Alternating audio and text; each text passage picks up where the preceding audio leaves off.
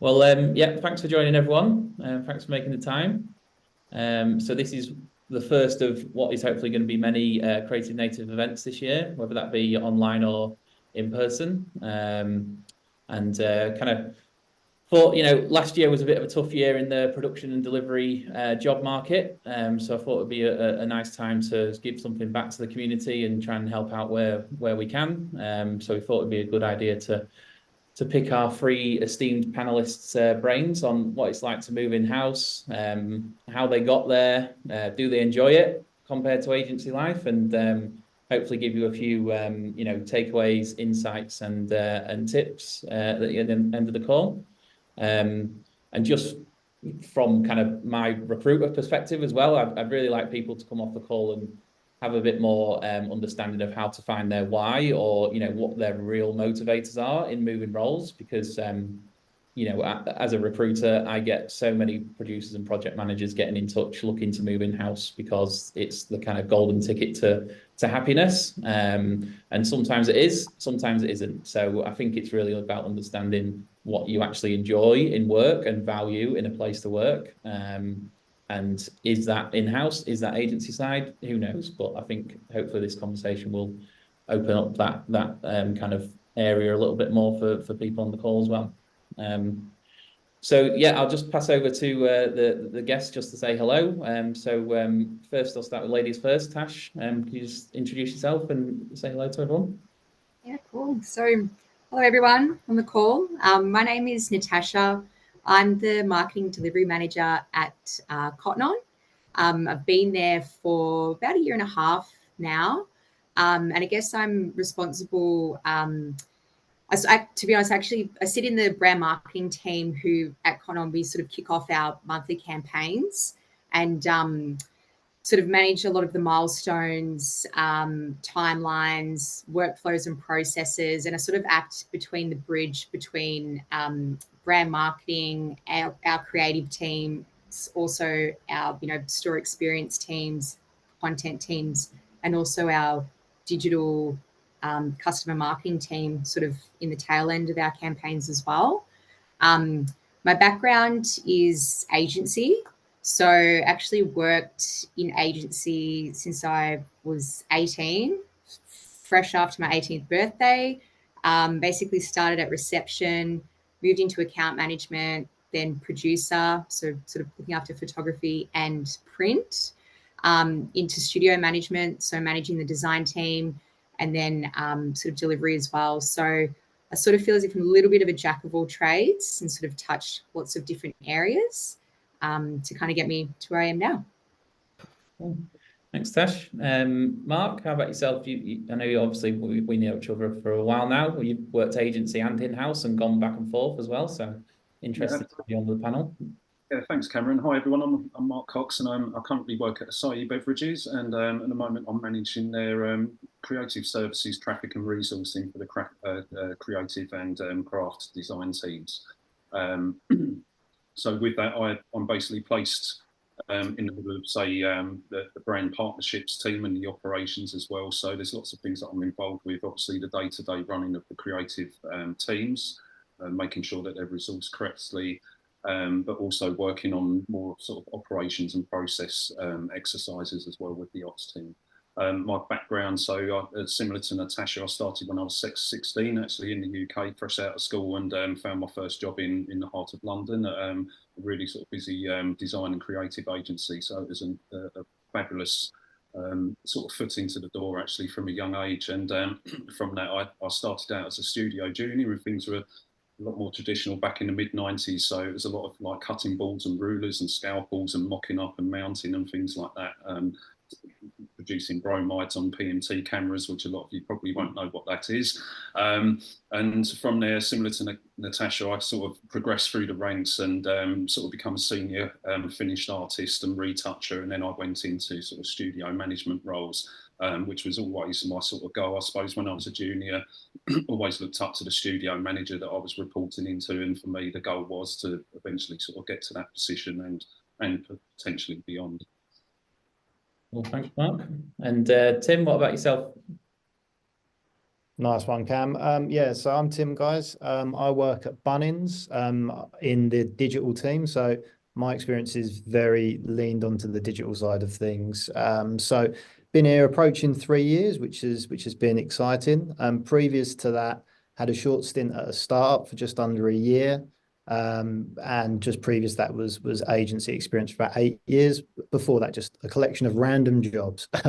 Just a couple of things where I just got my hands on anything to do with digital in them to kind of build that experience before moving agency.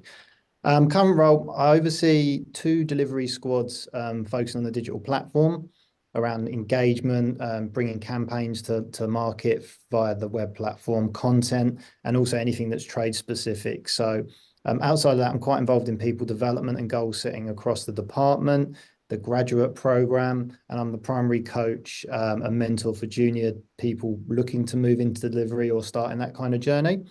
Yeah, experience in agency world was a bit like Natasha, started client service, moved into producer role, senior producer, and then had an opportunity to kind of oversee the operations of the entire small but very good digital department at my last agency, which was great before I took a quick dip into startup world, and now I'm here.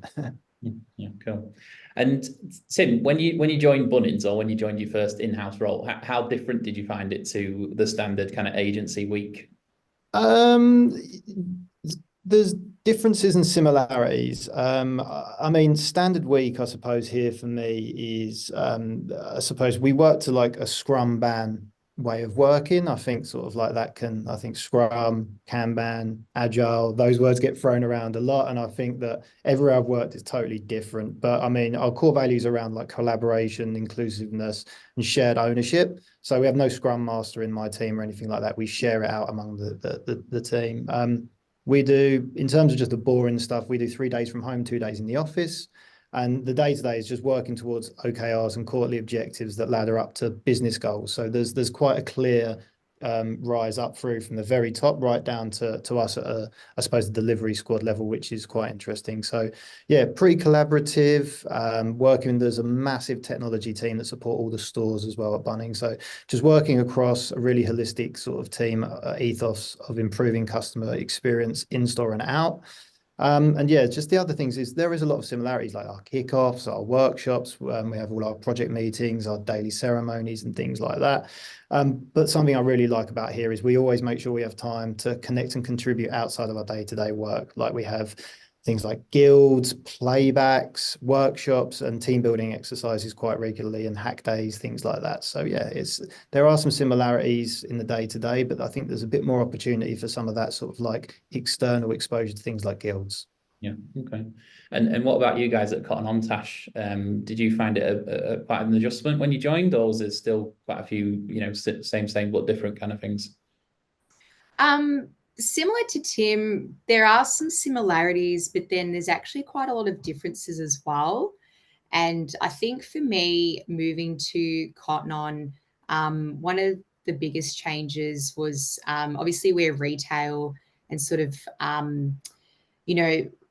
worked on a couple of retail clients in agency, but then you kind of get exposed to the big wide world of retail. And again, it is very, fast paced. At Cotton On, we do a lot of things based on what we call customer vote as well. So, we don't just kind of launch a campaign and just, let it do its thing and see how we go. We're sort of in, once we've launched a campaign, see how it goes for a week. And then we're in the day-to-day trading as well to see what the customer's voting for, how things are going.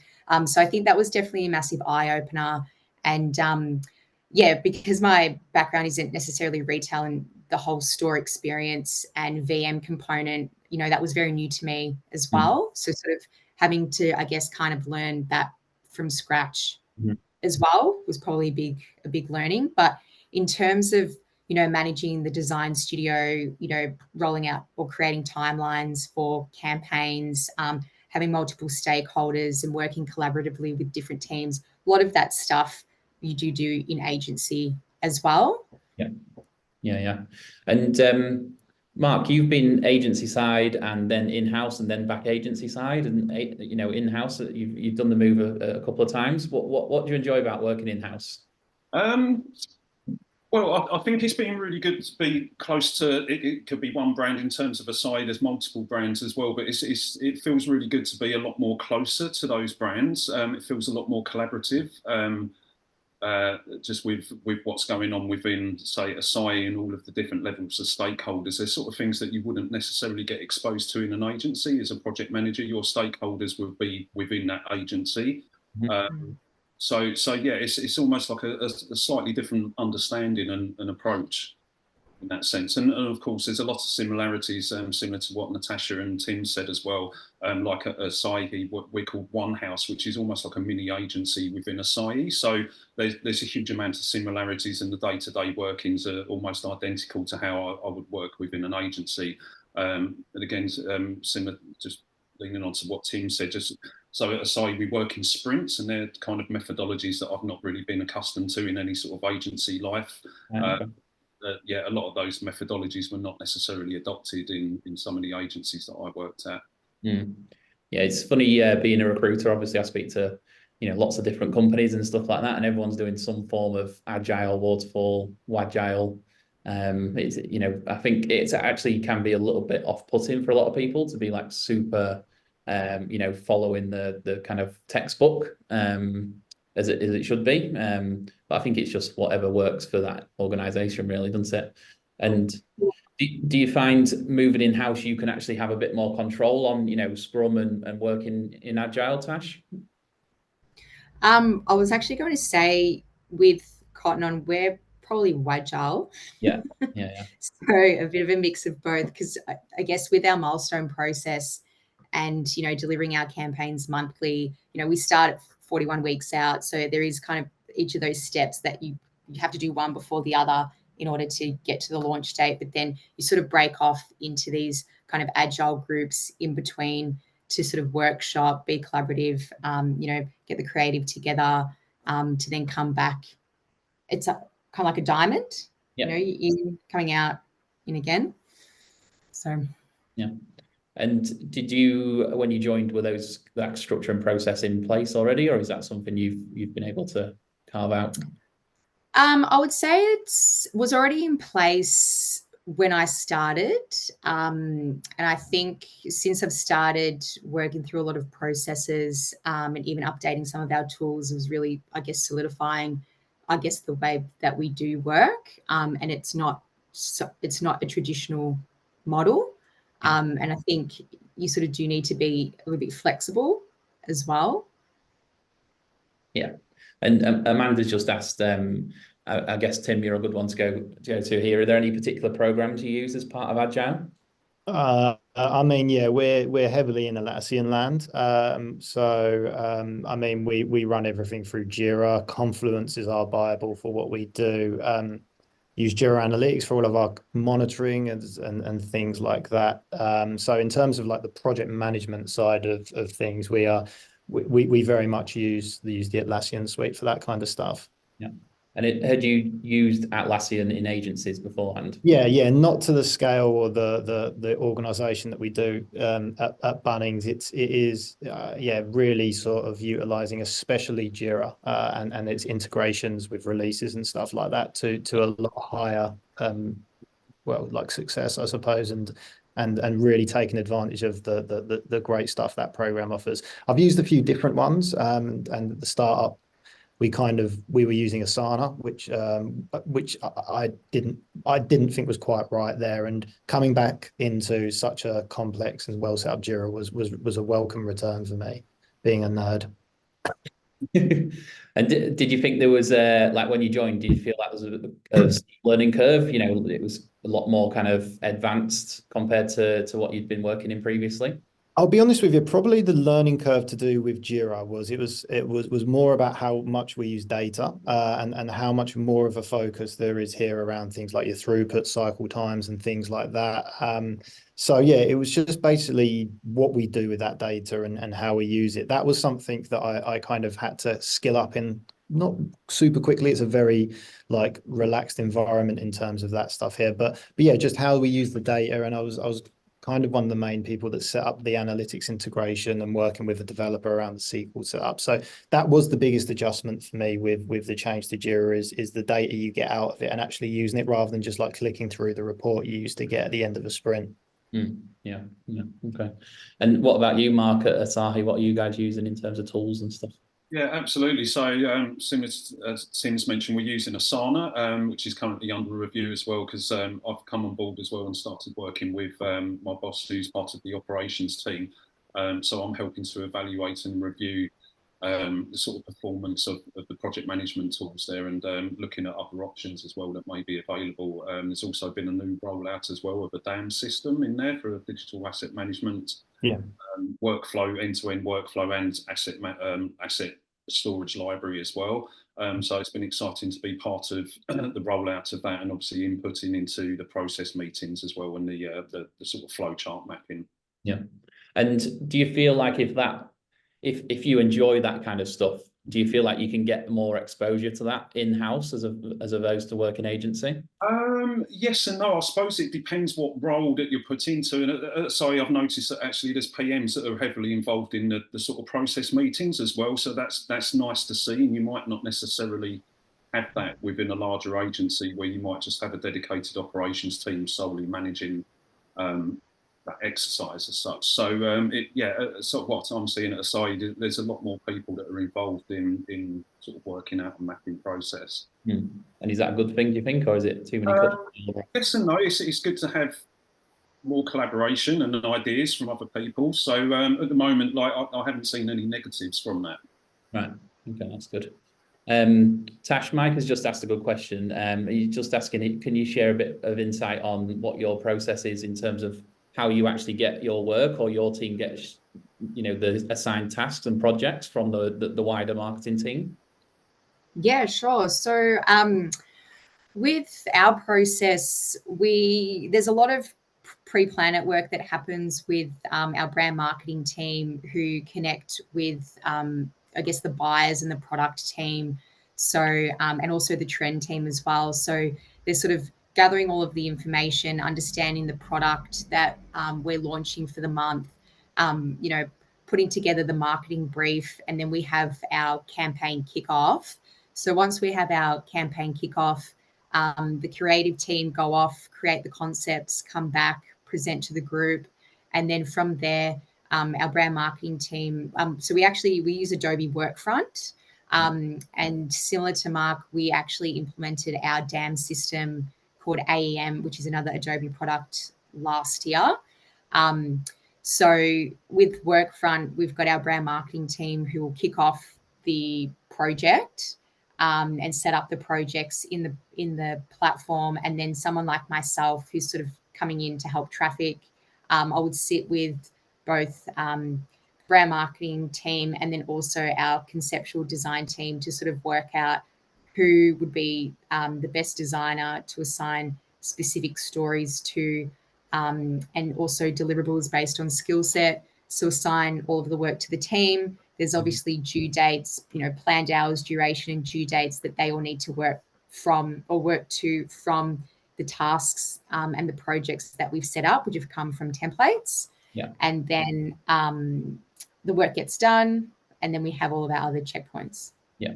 And do you kind of still bill out your team and resources like you would do to in an agency to a client project? Do you have like billable hours and that kind of thing, or is it just kind of who's right and who's available? It's really just who's right and who's available at this point in time. Yeah. Okay, cool. And Tash, what skills do you think you've improved most on since you moved in-house? That's a good question. I was thinking about that before. So I would say stakeholder management. Pardon? Stakeholder management. Oh, yeah. Yes, I'd say stakeholder management. Because I think a big learning for me as well is going from agency, smaller team, going to a huge company which is global and a bigger team. It's definitely a lot more stakeholders. So I think stakeholder management, patience is another one. And then I think just better understanding, I guess, of different functions that I haven't necessarily been exposed to. So coming back to, I guess, the VM and the store experience side. Yeah, it makes sense. What about you, Tim? What do you think you've improved on most since you joined Bunnings? Yeah, similar to Natasha there. I think patience, like things move slower. Like that's like my in bold statement for this thing. Things move a lot slower in-house. So just like Natasha said, like that understanding of these different areas, like cybersecurity, like for me, like the amount of considerations for that stuff has just been a big change. I've touched on obviously the data side of stuff and how to basically analyze data or even just capture it has been something that I've had to kind of pick up and really work on over the last couple of years, which is good. Yeah, stakeholder management. I just feel like I've become a much better coach and mentor for my team, and that's both technical and non-technical people. And it's something that's become a real passion of mine here, and kind of help me really like develop some good stuff for people internally as well to use as resources. So, yeah, they're probably the big things that I think. Yeah, that's good. And Tim, Rich just asked a question. He said he's a PM / Scrum Master now. Do you think it would be beneficial for him to get like a business analytics certification or product management certification? Would that stand him in better stead? Yeah, look, I think it depends really what sort of PM / producer you're doing, because those titles are so many different like responsibilities. I mean, you quite naturally normally pick up business analyst responsibilities and things like that. So I think that kind of, as me and Natasha have just touched on, the importance of stakeholder management, I mean, governance, documentation, working through red tape and things like that. So I recently did a mini MBA, it was just like about like a 30 hours of online learnings and a few days workshop. And that really focused around how you communicate, how you document, how you influence.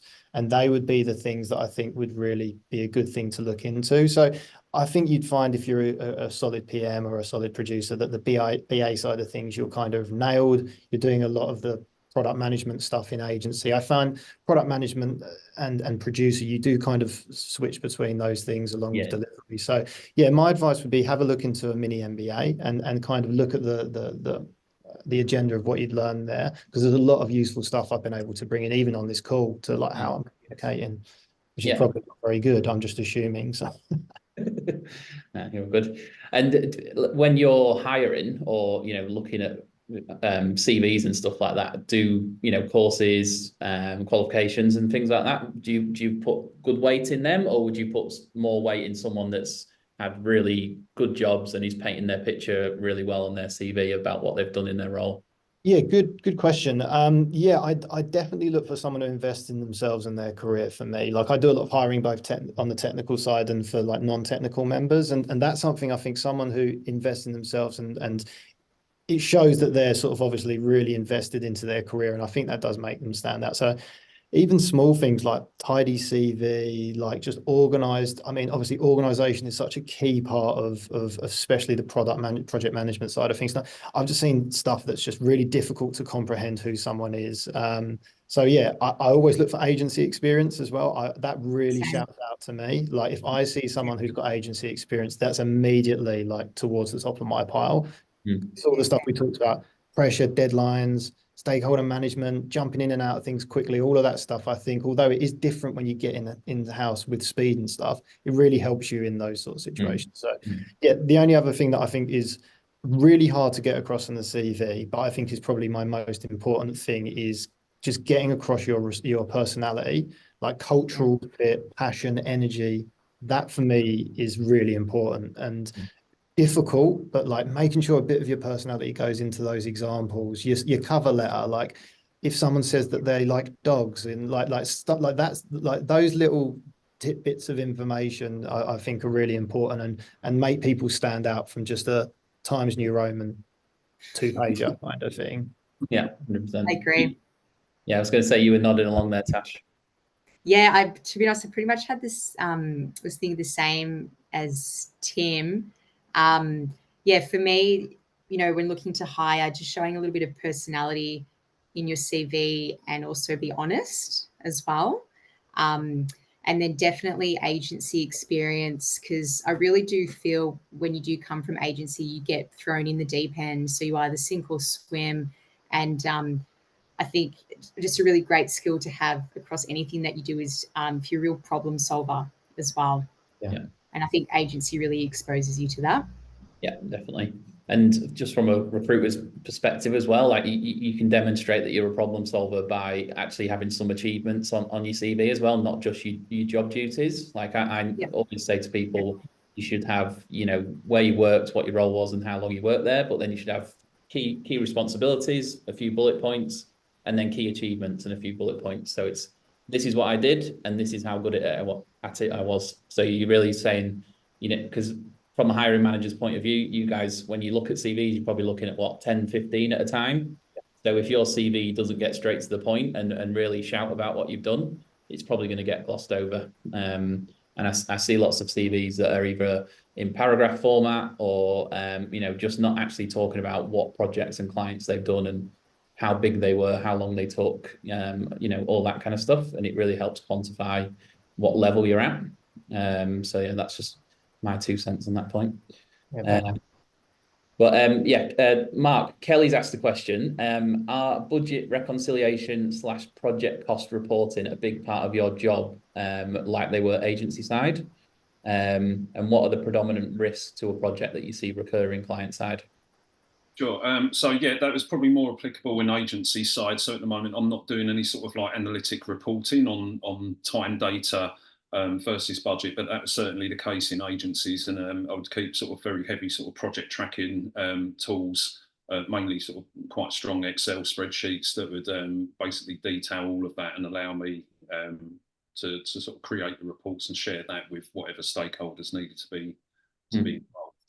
Yeah. Okay. And the spreadsheets, is that, would you rather have like a, you know, a program to get off the spreadsheet, or do you think the spreadsheet works fine for that stuff? Yes and no. Like in some terms, I can use spreadsheets better than some of the workflow systems that I've used in the past. I'll just find like an Excel sheet, you can be more adaptable, whereas going into a specific system, it will force you down the avenue of what it's been designed to as such. Especially when it comes to like resource mapping, I find an Excel sheet is so much better than using, say, like Resource Manager or other applications that are available. Yeah. What about you, Tim? You were laughing there when Mark answered. Yeah, I mean, yeah, we're I think sort of like we run on there's a split in Bunnings between CapEx and OpEx. So some teams do have sort of more stringent reporting requirements around the financials of what they're doing. I'm quite lucky in terms of we're an OpEx team, which is basically an operating expense. So it's an overhead that's sort of called out at budget time, and we just do what we can within the time as much as possible kind of thing. So the kind of reporting that I'm doing isn't really financial. But then if there's a major program of work going on and there is a digital aspect that involves my teams, we will be invited to kind of give an idea around time and resource to complete the work. And that will be considered before it's taken for board review. But yeah, day to day, sprint to sprint, quarter to quarter, there isn't like a big meeting for me justifying the time and money we've spent. Yeah. Okay. And just moving on slightly, Tash, what do you think are the big kind of annoyances or frustrations working in-house compared to agency? I think we've already touched on it slightly with time and stakeholder management, but yeah, for me, I would say that's the biggest one, is definitely stakeholder management, and just a lot more people that are involved. It obviously, and I think Tim touched on this as well, just the speed of getting things signed off, getting, you know, things approved. It, you know, it's can be a bit of a barge sometimes. So, you know, barge turns quite slowly compared to in an agency when you're in a speedboat, which can turn very quickly. So that would be probably the biggest challenge for myself. Yeah. And do you think, because things move a bit slower, does that give you a bit of more work-life balance and it's a bit more of a chilled environment, or no? Yes and no. I'd say we're Cotton's still very fast paced given the nature that we are retail. So there's always something happening. There's always something to do. But similar to agency, if I am waiting on something or getting sign off on something, I'll just move on to the next thing just to make sure that, you know, utilizing my time effectively. But yeah, I would say that there are probably less late nights. Yeah. But it depends on where we're at in the process as well. Yeah, I imagine before Christmas, like we were talking about before, there was plenty of time still. Yeah, I think that's one thing. Like as a recruiter, you know, I get a lot of producers and project managers get in touch. They think moving in-house is the golden ticket to work-life balance. But I think in any role, really, you know, you have ebbs and flows. There's going to be big projects and busy periods. So I think like I was saying at the start of the call, it's really understanding that, you know, it comes with a job in project management. When you've got a deadline and the project might be a little bit behind, you're going to have to, you know, maybe put a bit more time in than you would ideally do. And that's going to be whether you work in agency or in-house. It doesn't really matter. Yeah, definitely. And look, even, you know, moving in-house at Cotton On, when it leads up to our busiest period, which comes into, we call it peak. So that's, you know, Black Friday, Cyber Monday, and then into Christmas, and then Boxing Day and all of the sales. And then because we're global as well, then, you know, in the Asia region, we then move into Lunar New Year. So, you know, during that time, things really ramp up. We want to try and get a lot of comms out and stuff across the line. We're talking about lots of different stories, lots of different product. And then, you know, to kind of, particularly over that Black Friday weekend as well, we actually do put in some weekend hours. So, you know, coming back to you'll still put in the time depending on which stage you're at within the year. Yeah. And Mark, given you've worked in a few different in-house roles, do you find the kind of like age demographic is a little bit older? There's a few more working parents and that kind of thing, or what do you feel? Yeah, no, indeed. Yeah, totally to that point, Cam. Yeah, it's a little bit more diverse, where I think in agencies it's very much a sort of young person's crowd. So yeah, certainly at Asahi there's a lot more working parents that you'd probably notice in an agency. Yeah, and as you've kind of got a little bit older and you know, a bit more experienced, when you do go into an agency now, do you feel a little bit of a, you know, a bit of a dinosaur kind of thing, or? I'm starting to feel it now. I'm a lot more closer to 50 than I was to 40 now. So yeah, no, that's definitely the case. And when you first moved in-house, Mark, did you set out with the goal, I'm going to get an in-house job this next time round, or did a good role come out of the blue kind of thing? Oh, absolutely. Well, going in-house has actually been something that's always been in the back of my mind for a number of years now. I could be sort of going back maybe 8 years. And it was always a sort of goal of mine or thinking that I could go into an in-house role and just provide all of this expertise that I've gathered from my years working in agency land, and sort of providing a lot of significance from that. Which I felt might be sort of more receptive and absorbed into an in-house role rather than an agency where you could, in a sort of large global agency, you're going to disappear with the numbers, of course. Yeah, that makes sense. So it wasn't really about the work-life balance; it was more about the work. Yeah, absolutely. For me, it was more about providing the expertise and sort of getting the personal enjoyment from being able to do that, but also getting to a certain level where I felt comfortable. Right, I'm at that position now to be able to step foot outside of agency world. Yeah, and in terms of looking for the roles, I suppose the two in-house roles that I have worked on, including Asahi, that they were just roles that would sort of come to me from a chat with a recruiter or a recommendation from someone. So in that sense, I wasn't actually actively looking for a role in-house, but of course the conversation come around, and for me that was an exciting proposition to jump into and accept. Yeah. And that's another point. It's how important it is to have a strong network and keep that network and keep in touch with people, because you know, especially in Melbourne and Australia, it's a very small market. You know, we've got like a industry insights tool that we can see kind of under the hub of the market, and there's only about 400 or 500 people that work as producers in Melbourne, so it's really small. So yeah, it's definitely important to keep in touch with people, because you never know when it's going to come back around. What about you, Tim? Did you set out with the goal to move in-house, or did you just pop up, you know, run into pop up, or? Yeah, I think Mark touched on something there that was kind of similar with me. Like I kind of felt the time was right. Like I wanted to kind of get to a specific level where like I mean the main thing for me moving into house, I wanted to get more exposure to like strategic decision making and driving solutions rather than kind of getting a brief and then delivering it. So it was kind of the flip of that kind of like impact to like what happens next rather than kind of working within a brief's constraints to deliver something. So yeah, that was something I think for me when I decided it was the right move. I'd moved to the startup and I kind of wasn't there for too long and it just wasn't quite right in terms of it didn't work out quite right. And the network thing that you touched on is kind of how I got the Bunnings opportunity. Before it got published, someone knew someone who knew the head of delivery and I had a chat with him. Things kind of ticked for him and yeah, just around that time, I'd applied for 4 roles. All of them were client side, and I got to final on 3 of them, kind of thing. So yeah, it just felt like it was the right time. But yeah, the network really stepped up for 2 of those 4, and I just messaged a couple of people, and yeah, things worked out, which was good. So that was the main one. The work-life balance thing did come into it for me. I know Mark said maybe not as much for him, but yeah, just the long commute, the 5 days a week expectation. I'd had a baby, so it was just time to kind of explore some of the like those side of things and make sure that I was looking after myself as well as obviously the business I was working for. Yeah. And do you feel moving to Bunnings and having the baby, do you feel like they were more supportive with Yeah, that yeah, aspect? Would have been really supportive of like Mark touched on like parents. Like flexibility is a big word that I think gets thrown around a lot. I know I see it if like someone's posted a job on LinkedIn or I'm talking to someone about like someone that I've worked with who's looking for advice, stuff like that.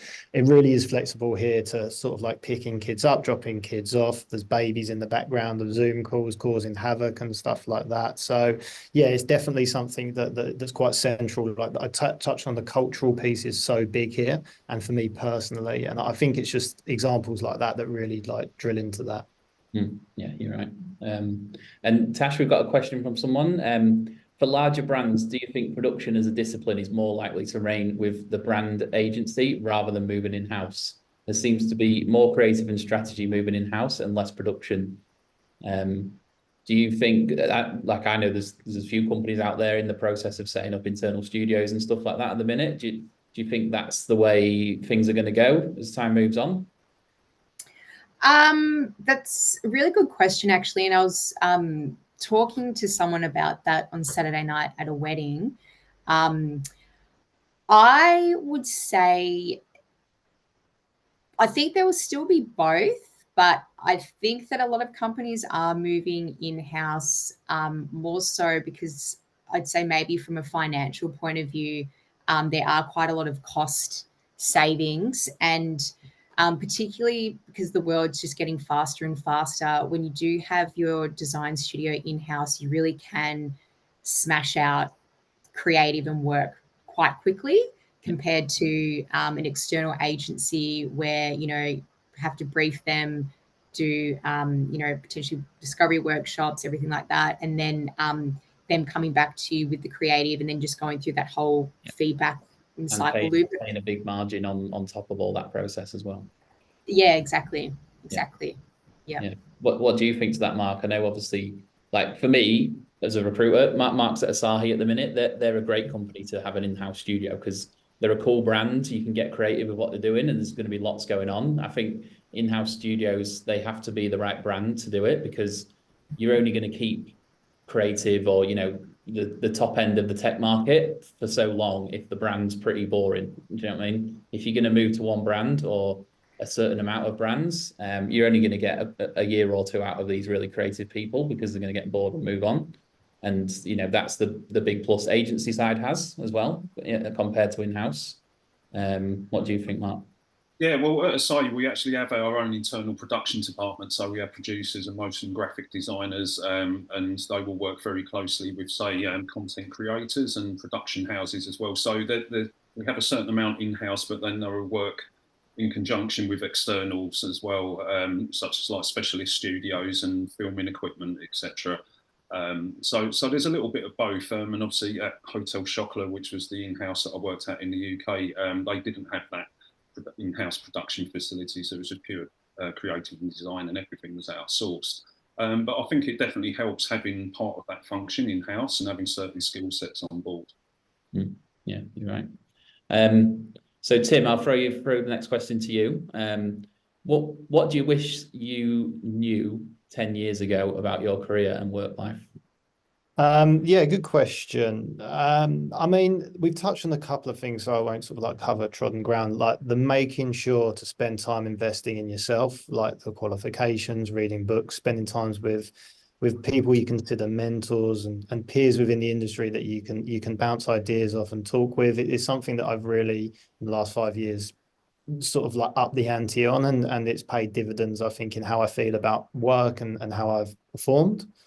But in terms of like what I like, just I'm sure everyone on this call, including the speakers and the participants, getting pissed off with you've got a least favorite client, they do your head in, constantly hassling you, like just the shit projects, the EDMs, the quick turnaround type budgets. They're the ones that really you learn so much on, that help you develop and become the better person later on. For me, definitely, like those tough conversations, dealing with people you don't want to talk to, pushing through and just finding out what they want and breaking down those barriers set you up so well to deal with more senior conversations and be involved in more critical situations like strategic planning and resourcing and stuff like that. 100%. So the only other thing, before I pass over, I'm probably stealing one from the other guys, like no place is perfect.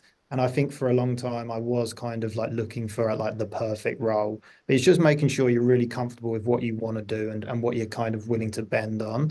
And that opportunity, those opportunities are out there. If you're speaking to people like yourself, Cam, you know the market, you've got good relationships, no bullshit conversations get you a long way.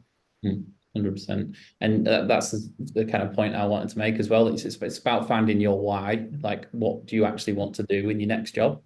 Like, it doesn't need to be in-house or agency. There might be some elements within that, but really looking at what do I enjoy and what do I want to do more of and what direction do I want to go in. That's really what's key, I think, for job hunting. What do you think, Tash? What do you wish you knew 10 years ago about yourself?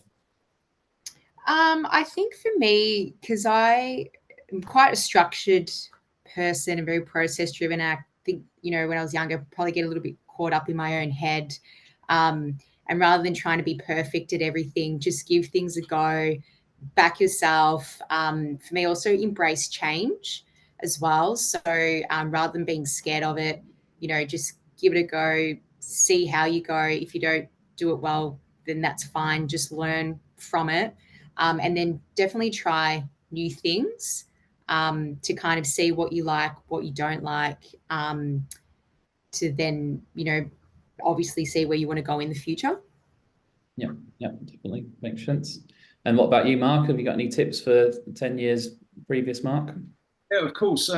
Maybe I think the main one for me is not to fear the unknowns. You can get a lot of tasks chucked at you from any corner as such, depending, whatever role you might be sitting with as project manager or studio manager, and there will be a lot of things that will come your way, especially in agency life, that you've never done before. And I think, you can get very fearful and anxious and get sidetracked with your thoughts on that at the beginning of a project. But I like to think that over the course of time, you'll gain that experience to not overthink it at that point in time and chuck yourself into it, and you will work it out. So I think that's quite important, is not to sort of let the fear take over. Yeah, you've got to go with the flow sometimes. Oh, sorry, I was just going to say, Mark, I think on that as well too is everything, in my experience, everything does work out. And I find if you are, in a really good team and really supportive team, everyone will sort of chip in and help out. And, I guess a famous saying I sort of say is, no one's going to die. It's going to be okay. So, and just to, I guess, I know it's easier said than done, but, try and stress less.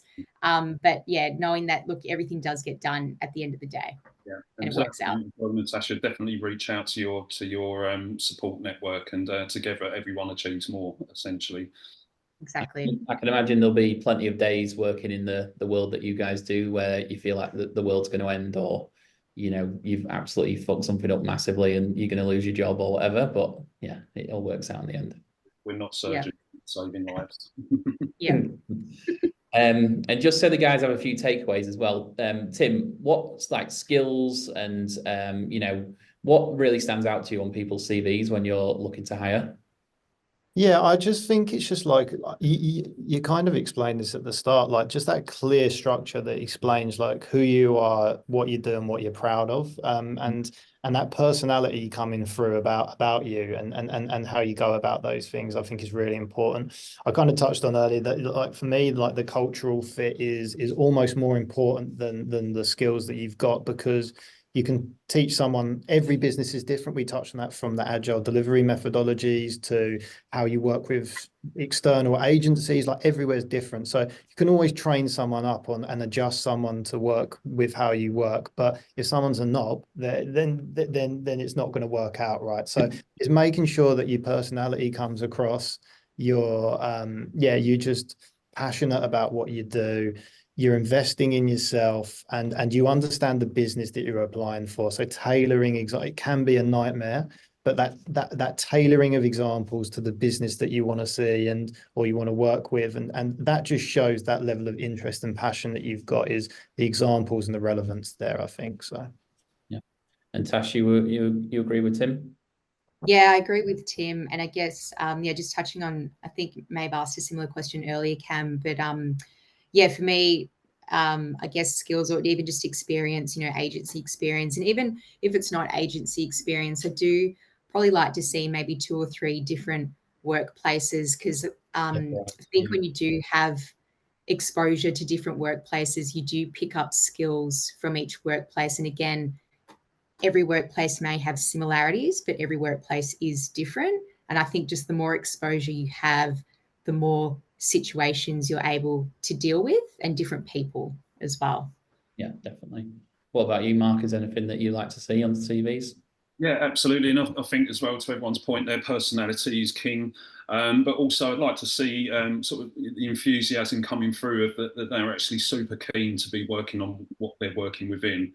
Having the curiosity to learn more about everything that you're involved with. Sorry, my chain of thought has just gone then. I was just going to say, from a recruiter's perspective, proactivity is absolute gold dust. If you can demonstrate proactivity, I know it's hard to do it on a CV, but you can actually do it in the way you apply for a job as well. You can not just send your CV and you can connect with the hiring manager, give them a heads up you've applied, you'd love to have a chat, and go from there. Once you've had the interview, you can send a follow-up email to say thanks for your time, really enjoyed the chat.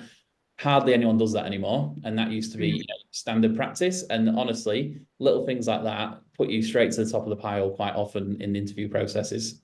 So yeah, especially in production and delivery, if you can show you're more proactive than everyone else that's interviewing, I have a good bet that you would be, getting to the final stages of the interview at least, even if it's such a small thing. Yeah, well, thanks for the chat, guys. That was really good. Open it up to a bit of a Q&A now.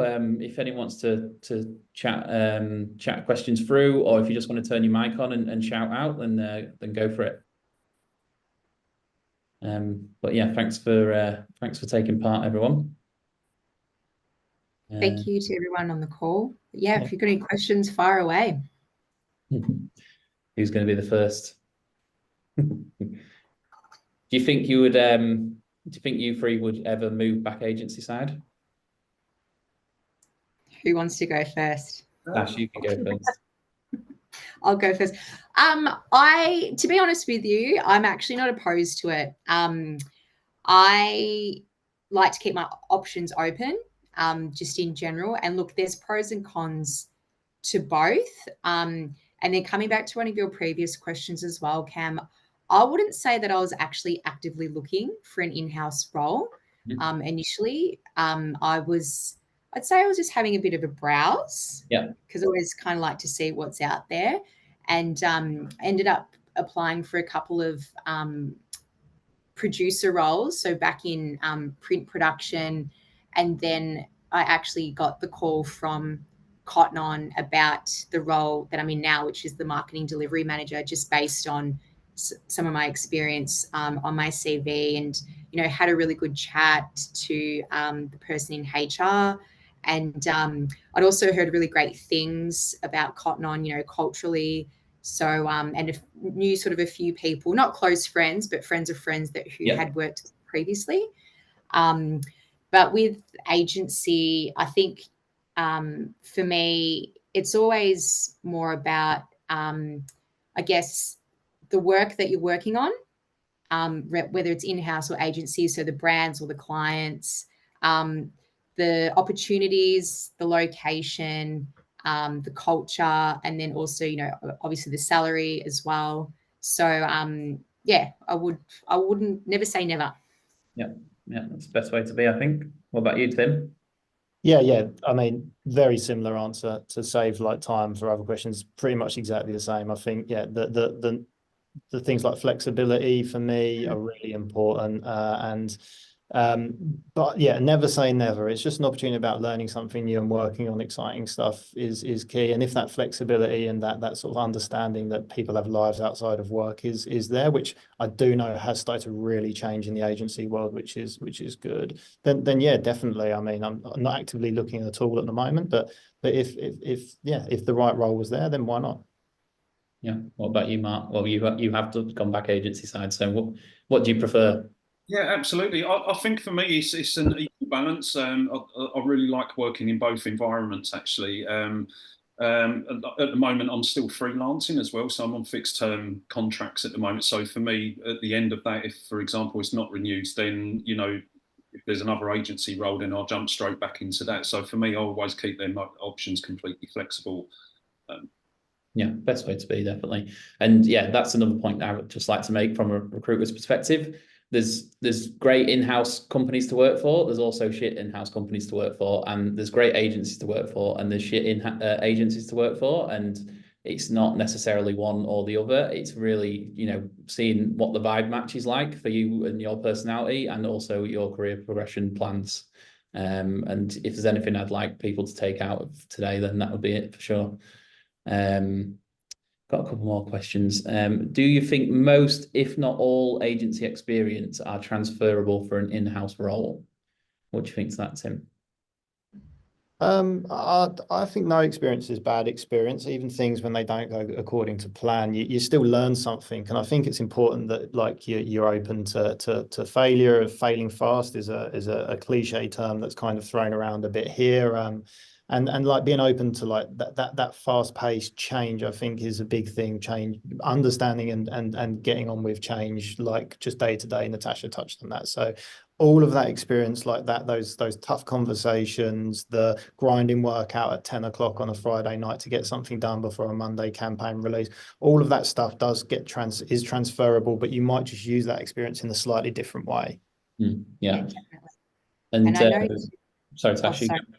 I was just going to say, I know too, Tim and Cam, I guess with my experience moving in-house, everyone, when I did move to Cotton On, they actually loved that I had agency experience. Yeah. And they were like, oh my God, Yeah. you're going to know this and you're going to know this. So yeah, it was weird, nice coming to that. Yeah. It's a weird kind of juxtaposition. Like, a lot of in-house companies will only hire people from agencies. So if you started in-house, you're probably going to struggle to get another in-house job if you've done a few years there. And that's I kind of like, there was a point when I was thinking about moving. I was like, I don't think I'm quite ready, or I was worried I was going to get shot down because I was coming from agency. And then as soon as I took those steps we talked about earlier, the really looking into the brands I wanted to go after, working through my network, tailoring my CVs, I got 4 interviews from 4 applications, like a couple through recruiters, couple through myself. It really just was like a big like eye opener for me. So yeah, there's definitely like if you take that time and apply that little bit of extra sort of like tweaking for stuff, people they love it here. Right? Yeah. And on that point as well, Kate Murray's just asked, do you think job titles are important as well? Personally, from a recruiter's perspective, I don't think so, really, because every company has a different title for the same thing these days. So again, it's more about like making sure that the actual content of what you've been doing on each role is the important thing. What do you think, Mark? Do you take much weight in job titles these days? Yes and no. I think as well, a job title is still important, but coming from, say, agency land into in-house, the job titles are slightly different as well. So in an agency, you have lots of people that have the word senior, like senior project manager, senior designer, and what I found in, say, in-house, like the senior title means that you're incredibly high up the level. So there's slightly different ways of explaining those job titles or annotating them as such. Yeah, like in an agency, you can get director on your title within 5-6 years of being in the industry, whereas in-house, that's you kind of grand fromage at that point, so it is a bit different. Cam, I would say on that point, what I think if there's a company you've identified as somewhere you want to explore, a quick search on LinkedIn or speaking with your recruiter who knows the business, understanding what the language is in that business is part of that way that you kind of align your CV to the business you're applying for. So delivery, project manager, program manager, like, I mean, there's all of these different things that there is a lot of crossover. So that would probably be something, if I see the word delivery, if someone's a delivery lead and I'm hiring for a delivery lead, that will just even subconsciously be 100% against the project manager for me. Square peg, square hole, isn't it? Recruitment. Yeah, that's it, mate. 100%. Yeah, and we'll just finish on this one with you, Tash. Are there any particular roles that you find really hard to recruit in-house? To be honest, at this particular point, haven't been as heavily involved in the recruitment process, but I do know we had a couple of roles open last year, because how our sort of teams are structured, we've got a lot of teams that work upstream, and then we've got our downstream team when we do quite a big handover to then execute everything. And I think there was a bit of a gap for a little while in finding, a studio manager who also, similar to myself, will traffic all of the work with the digital design team that work further down the chain. So I think it was about finding the right person for that as well, who can understand I guess, the volume of work that we do, because we have quite a high volume of work, the fast pace that we work at, which is very similar to agency, and then also, I guess, that cultural fit as well. So I think, finding those the right person for those operation roles can be a little bit tricky. Yeah, definitely. What about you, Tim? Does Bunnings find any particular role or skill set tricky? It's sometimes for some of the more niche coding languages that we work with, and it's sometimes difficult to attract the talent.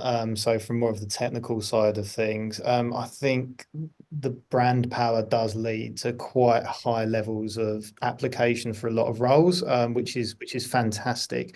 It's sometimes just like, just basically reviewing that quantity. We have obviously a recruitment team. It sometimes becomes overwhelming.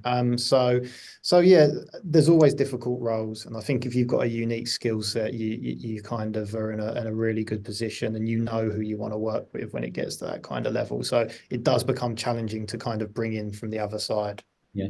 And Mark, I know you have the runaround with freelancers quite a lot at Asahi. Yeah, absolutely. So for me, in certain aspects, it's a little bit more straightforward, because I'm kind of managing the creative team. So it's more based on, like, I need a copywriter, an art director, or a senior designer, for example. So it's a little bit more clear cut in terms of, like, in comparison to the niches that Tim just mentioned. But again, with the small little challenge that we're working on at the moment is that we need someone to come onto the social team, for example, and I need them to be an exceptional designer, but need them to understand about community management as well. And in an ideal world, they can animate. So we're kind of, for me, there's like 3 serious skill sets there that I'm trying to find into one. So again, that's going to be quite a challenge to find that particular person, if not at all. Sounds like a bit of a unicorn, that one, mate. Yeah, indeed. Well, thanks so much, guys. I think that was a really great chat, and hope everyone enjoyed it. And hopefully we'll do a few more of these events, or maybe bring them into in-person events at some point this year. But yeah, hope everyone got some takeaways, and thanks again, Tim, Tash, and Mark, for taking part. It was really good. No problem. Cool. Thanks everyone. Nice one, guys.